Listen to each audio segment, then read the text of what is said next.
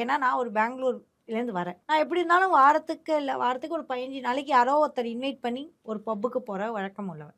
நான் வந்து 4 ஆல்கஹாலிக். ஆனால் ஏன்னா என்னோட உடம்ப நான் கெடுத்துக்க பிடிக்காது. ஆஸ் எ நியூட்ரிஷனிஸ்ட்டாக என் உடம்புக்கு கெடுதலாக எந்த உணவையும் எடுக்க மாட்டேன்.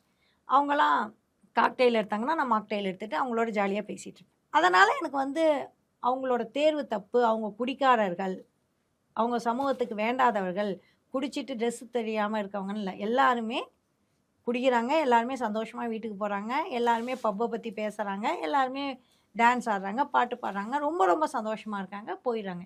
ஏன் இவங்கள நம்ம குடிக்காரங்கன்னு கூப்பிட்றதில்ல?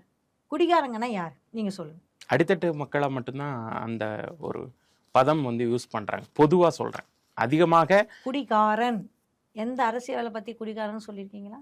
எந்த சினிமா நடிகராக பற்றி உன் போதை மருந்து யூஸ் பண்ணுறான் குடிகாரன்னு சொல்லியிருக்கீங்களா? இப்போ சினிமா செலிப்ரிட்டி யாராவது இறக்கும்போது கூட பாவம் மதுக்கு அடிமையாகி தான் இறந்துட்டாரு அப்படின்னு நம்ம பாவப்பட்டு பேசுகிறோம்.